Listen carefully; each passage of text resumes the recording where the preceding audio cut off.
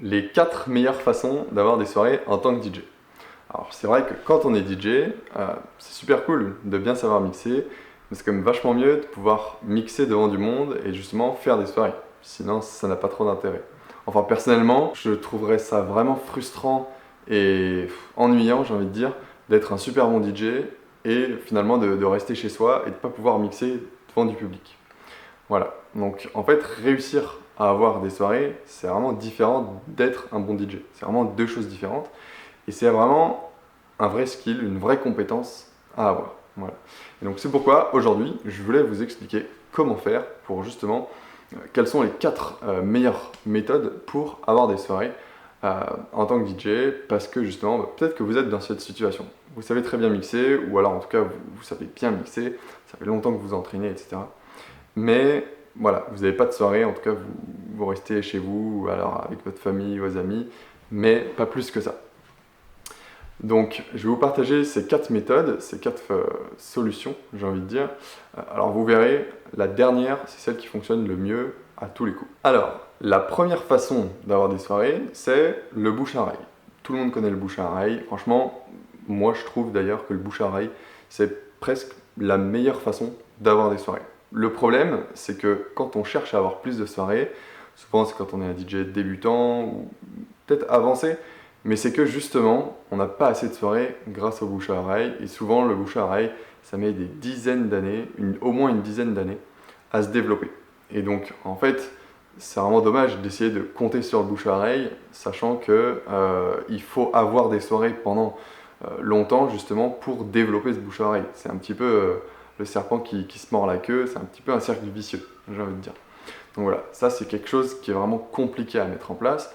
Par contre, et ça c'est quelque chose que je voulais noter aussi, c'est que moi j'ai pas envie de mettre tous mes œufs dans le même panier. Voilà. Si je cherche à avoir plein de soirées, en tant que DJ, d'ailleurs c'est ce que je vous conseille, c'est de ne pas mettre tous vos œufs dans le même panier, c'est de ne pas avoir qu'un seul moyen pour avoir des soirées. Si vous comptez uniquement sur le bouche à oreille, ou alors uniquement grâce à un manager, ou alors uniquement grâce à peu importe, en fait, peut-être qu'il y aura un jour où ça va s'arrêter et du coup vous n'aurez plus aucune soirée.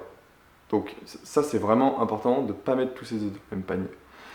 Et, euh, et enfin, moi j'entends plein de DJ, voilà, tous les jours, j'ai des DJ au téléphone qui me disent ouais mais moi il me suffit juste d'avoir les bons contacts, etc.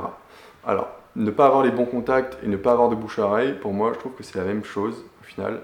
Euh, ça se ressemble en fait. Ce qui se passe, c'est que oui, aujourd'hui peut-être que vous n'avez pas assez de soirées parce que vous n'avez pas les bons contacts, parce que vous n'avez pas le bouche à oreille. Mais en fait, ça c'est quelque chose qui se travaille. Les gens qui ont plein de contacts, les gens qui font fonctionner le bouche à oreille, en fait ça fait déjà longtemps qu'ils ont commencé, ça fait déjà longtemps qu'ils ont déjà eu des soirées. Et au début, c'était pas grâce au bouche à oreille ni avec les contacts qu'ils ont eu les soirées. Alors, il y a des exceptions, mais la plupart du temps, c'est pas le cas. Et en fait, on va se créer son propre réseau, son propre bouche à oreille, son propre carnet d'adresses. Et justement, ça c'est quelque chose qu'on vous apprend dans notre accompagnement, l'incubateur DJ, pour vous aider à avoir plus de soirées. Voilà. Donc le bouche à oreille c'est très bien, mais au début, quand on cherche à avoir beaucoup plus de soirées, c'est très compliqué. Ensuite, la deuxième méthode pour avoir justement plus de soirées en tant que DJ, c'est les réseaux sociaux. Alors aujourd'hui, les réseaux sociaux, c'est indispensable, c'est vraiment super important, voilà, pour pouvoir se montrer, pour montrer ce qu'on fait, etc., etc. Sauf que justement, pour réussir à avoir des soirées grâce aux réseaux sociaux, il faut vraiment être très fort et il faut avoir, j'ai envie de dire, une stratégie réseaux sociaux très bien huilée, très précise, qui fonctionne vraiment bien. Et donc ça implique beaucoup de choses. Alors j'ai pris des notes. En fait, ça implique quoi poster, quand poster, euh, justement les règles importantes à ne pas enfreindre, les stratégies de contenu, euh, la stratégie de l'image de marque, la stratégie justement de mise en avant, comment être professionnel, comment le montrer qu'on est professionnel, comment faire pour se faire repérer par les bons lieux, justement, et aussi comment faire pour contacter les bons endroits, les lieux qui sont intéressants. Voilà.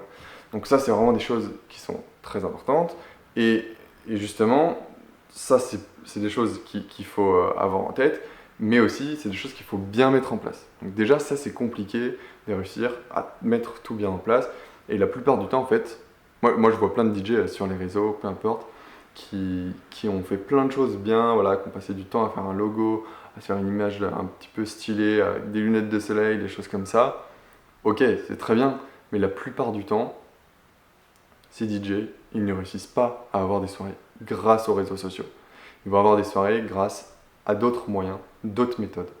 Et en fait, nous justement, dans l'incubateur DJ, dans notre accompagnement, on va vous montrer exactement quelles sont ces règles à respecter, qu'est-ce qu'il faut faire exactement pour réussir à avoir des soirées sur les réseaux sociaux. Voilà. C'est quelque chose qui est très important de réussir à faire ça, mais justement j'ai envie de vous parler de cette troisième méthode justement qui pour moi est plus simple à mettre en place, en tout cas au début. Donc voilà, ensuite en troisième position, enfin troisième méthode j'ai envie de dire, c'est de réussir à avoir une bonne stratégie de démarchage. Donc voilà.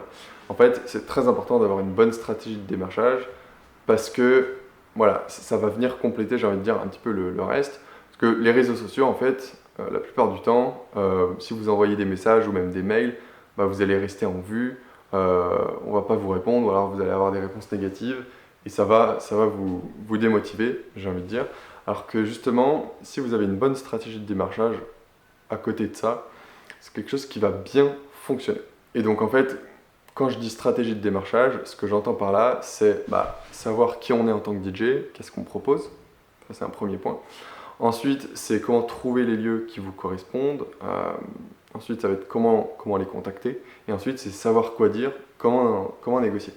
Donc en fait, on va passer par là. Alors, bien entendu, là c'est très simplifié. J'ai fait d'autres vidéos à ce sujet-là où je vais plus en détail. Et bien entendu, si vous voulez aller plus loin, plus vite, nous, dans notre accompagnement et même dans la vidéo de formation gratuite, dont le lien en description, j'explique plus en détail comment faire. Voilà. Ça, c'est très important. Et enfin, la quatrième solution, en fait, c'est de combiner ces trois premières solutions. Et c'est exactement ce qu'on va vous apprendre dans l'incubateur à DJ. En fait, ces trois premières solutions, c'est vraiment les meilleures. Le bouche à oreille, c'est ce qui fonctionne le mieux sur la durée. Au début, ça a du mal à fonctionner, mais ensuite, c'est vraiment ce qu'il y a de mieux, j'ai envie de dire. Vous n'avez aucun effort à faire et les gens vont vous contacter, etc. Donc ça, c'est très bien. Pour réussir à bien faire fonctionner le bouche à oreille, il faut réussir à avoir des soirées, beaucoup de soirées pendant longtemps. Et du coup, pour ça, on va utiliser la méthode numéro 3, bien démarcher, savoir bien trouver les endroits, etc. Bien se mettre en avant, savoir quoi dire, comment négocier, etc. Donc pour avoir beaucoup de soirées au début sans forcément avoir de bouche à oreille. Et on va utiliser en même temps la méthode numéro 2, les réseaux sociaux, pour se donner une bonne image et faire en sorte de faire prospérer son bouche à oreille. Donc voilà, c'est vraiment des choses qui sont très complémentaires. Et voilà, là, dit comme ça, peut-être que c'est un peu plus clair dans votre tête, voir quelles sont les méthodes qui vont vous permettre d'avoir des soirées. Mais ce qui se passe, c'est que, à la fin de les vidéos, même si vous avez appris tout ça, c'est super, ça fait beaucoup de choses. Et moi, je me souviens, quand je comprenais qu'il fallait faire ça, j'étais un petit peu perdu et donc j'ai dû y aller petit à petit. Et justement, moi, ce que je vous propose, c'est en fait dans l'accompagnement qu'on fait, l'incubateur DJ, on vous montre exactement comment faire. On y va étape par étape. Vous pouvez aller à votre propre rythme.